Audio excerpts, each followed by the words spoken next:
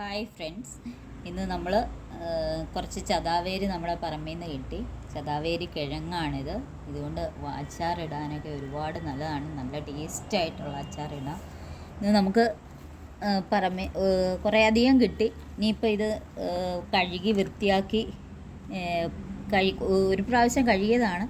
ഇനി ഒന്നുകൂടെ കഴുകി ഇത് വൃത്തിയാക്കി ആവിക്ക് വെച്ച് ഇതിൻ്റെ തൊലിയൊക്കെ കളഞ്ഞ് നമുക്ക് കട്ട് ചെയ്തെടുക്കണം അച്ചാറിനായിട്ട്.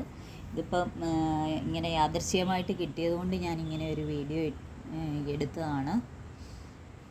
ഇനി ക്ലീൻ ചെയ്ത് ഒക്കെ കഴിയുമ്പം നമുക്ക് അച്ചാറിടുന്ന വീഡിയോ കാണിക്കാം. ഹായ് ഫ്രണ്ട്സ്, നമുക്ക് ശതാവേരിക്കിഴങ്ങ് കഴിഞ്ഞ ദിവസം ഇന്നലെ കിട്ടി. കുറച്ച് പറമ്പിൽ നിന്ന് കുറച്ച് അധികം കിട്ടിയായിരുന്നു. അത് ക്ലീൻ ചെയ്ത് നമ്മൾ ആവിക്ക് വെച്ചു പുഴുങ്ങി ഒന്ന് വെയിലത്തിട്ട് ഒന്ന് വെള്ളമൊക്കെ ഉണ്ടായിരുന്നു ഒന്ന് വലിച്ചെടുത്തു. ശേഷം നമ്മൾ അച്ചാറിടാൻ പോവാണ്.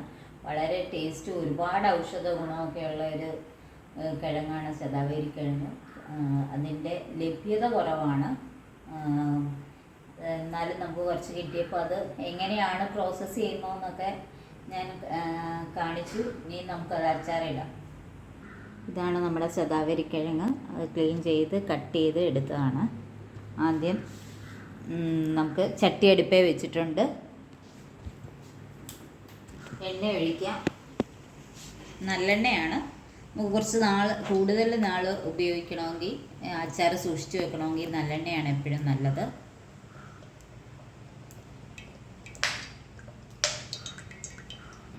ശതാവേരിക്കിഴങ്ങ് ക്ലീൻ ചെയ്ത് വെച്ചത്, പിന്നെ ഇഞ്ചി, വെളുത്തുള്ളി, കുറച്ച് കാന്താരിമുളക് ഞാൻ എടുത്തിട്ടുണ്ട്, കുറച്ച് കരിവേപ്പില എടുത്തിട്ടുണ്ട്. ഇനി ഇത് നമ്മൾ അച്ചാർ പൊടി വെച്ചിട്ടല്ല ചെയ്യുന്നത്.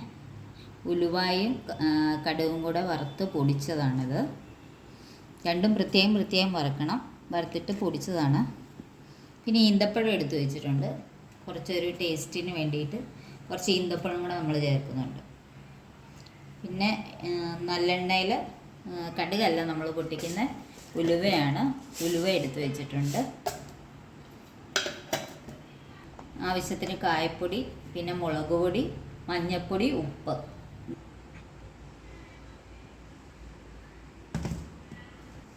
എണ്ണ ചൂടായിട്ടുണ്ട്. നമുക്ക് കുറച്ച് ഉലുവ പൊട്ടിക്കട്ടെ.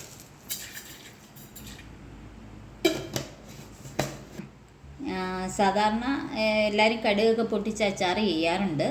പക്ഷേ ഞാൻ കടുക് പൊട്ടിച്ചിട്ടല്ല, ഉലുവ പൊട്ടിച്ചിട്ടാണ് അച്ചാർ ചെയ്യുന്നത്. കുറച്ച് നാൾ ഇരിക്കുമ്പം എന്നാ പറയുക, മലയാളികൾക്ക് പൊതുവേ കടുകെണ്ണയുടെ ടേസ്റ്റൊന്നും ഇഷ്ടപ്പെടത്തില്ല. അപ്പോൾ അതുകൊണ്ട് കടുക് പൊട്ടിച്ച് കുറേ കാലം ഇരിക്കുമ്പം കടുകിൻ്റെ ഉള്ളിലെ ആ ഒരു എണ്ണയും ആ ഒരു കറുപ്പ് കളറും ഒക്കെ ഇറങ്ങിക്കഴിയുമ്പോൾ അച്ചാറിൻ്റെ ടേസ്റ്റിൽ ഒരു ചെറിയ വ്യത്യാസം വരും. അതുകൊണ്ട് ഞാൻ എപ്പോഴും ഉലുവയാണ് പൊട്ടിക്കുന്നത്. ഉലുവ പൊട്ടിച്ച് അച്ചാർ ചെയ്യുമ്പം അത് ഇരിക്കുമ്പോഴും കുറച്ചുകൂടെ നന്നാവും. പിന്നെ അത് തന്നെയല്ലേ, ഉലുവ നമ്മുടെ ആരോഗ്യത്തിന് നല്ലതാണ്. പൊട്ടിയിട്ടുണ്ട്. നമുക്ക് ഇഞ്ചി, വെളുത്തുള്ളി, ഇഞ്ചി കൊത്തി കഴിഞ്ഞത്, വെളുത്തുള്ളി വട്ടത്തിൽ അരിഞ്ഞെടുത്തത്, കാന്താരിമുളക് ഞാൻ കുറച്ച് നമ്മുടെ വീട്ടിലുണ്ടായിരുന്നതുകൊണ്ട് അറ്റം പിളർന്നിട്ടിട്ടുണ്ട്, അല്ലെങ്കിൽ പൊട്ടിത്തെറിക്കും. കരിവേപ്പില,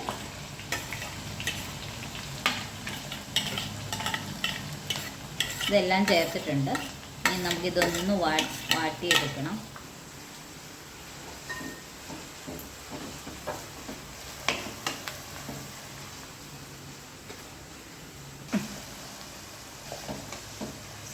ഇതിലേക്ക് നമുക്കിനിയും ഈന്തപ്പഴവും കുറച്ചൊന്ന് വാടി വരുമ്പോഴത്തേക്ക് ഈന്തപ്പഴവും ശതാവേരിക്കിഴങ്ങും ചേർക്കാം. നമ്മുടെ വെളുത്തുള്ളി, ഇഞ്ചി, കാന്താരിയൊക്കെ ഒന്ന് വാടി വന്നു. നമുക്കതിലേക്ക് ഈന്തപ്പഴം ചേർക്കാം.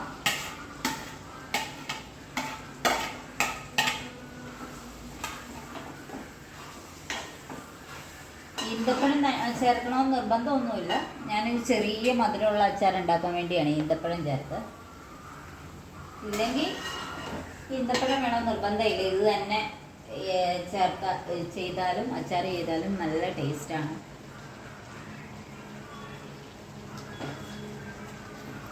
ശതാവരി ഈ എണ്ണയിലൊന്ന് കിടന്നൊന്ന് ചെറുതായിട്ട് ഫ്രൈ ആയിട്ട് വരണം. ശതാവരിക്കിഴങ്ങ് മുഴുവൻ ചേർത്തിട്ടുണ്ട്. ഇനി ഇതൊന്ന് നമ്മുടെ പാത്രം ഇച്ചിരി ചെറുതായിപ്പോയി. ഇതൊന്ന് എളുപ്പം വാടി കിട്ടാൻ വേണ്ടി നമുക്ക് കുറച്ച് മഞ്ഞൾപ്പൊടി ഉപ്പും കൂടെയും ചേർക്കാം.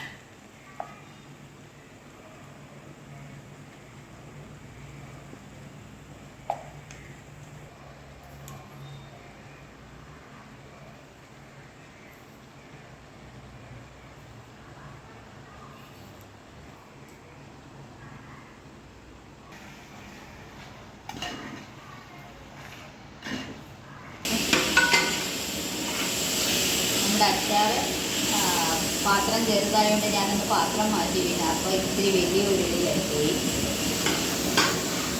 ഉരുളി വലുതായതുകൊണ്ട് അടുപ്പും മാറ്റി.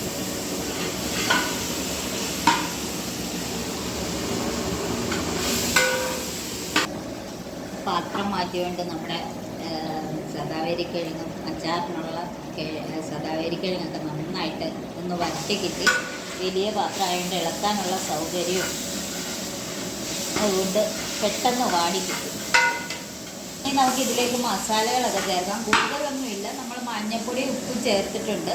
ഇനി മുളക് പൊടി, കടുകും ഉലുവയും വറുത്ത് പൊടിച്ചതും കായം കൂടെ ചേർത്താൽ മതി. മുളക് പൊടിയും ചേർക്കാം.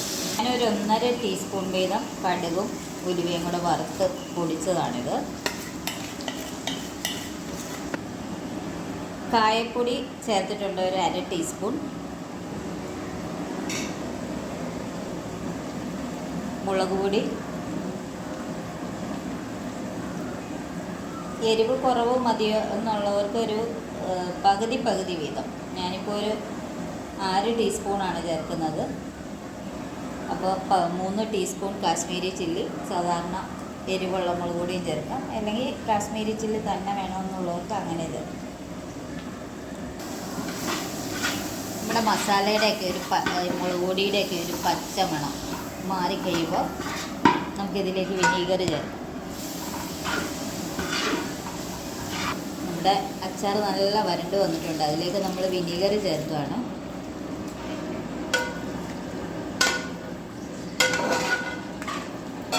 മുക്കാൽ ലിറ്ററോളം വിനീഗർ ചേർത്തിട്ടുണ്ട്. ആദ്യം നമ്മുടെ ഈന്തപ്പഴം ഒരു 1/2 കിലോളം ഉണ്ട്. 1 കിലോ ഒരു 200 ശതാവരിക്കിഴങ്ങുണ്ടായിരുന്നു. ഇത്രയാണ് നമ്മൾ അച്ചാർ വെച്ചതാണ്. ആകെ ഈന്തപ്പഴവും ശതാവരിക്കിഴങ്ങും.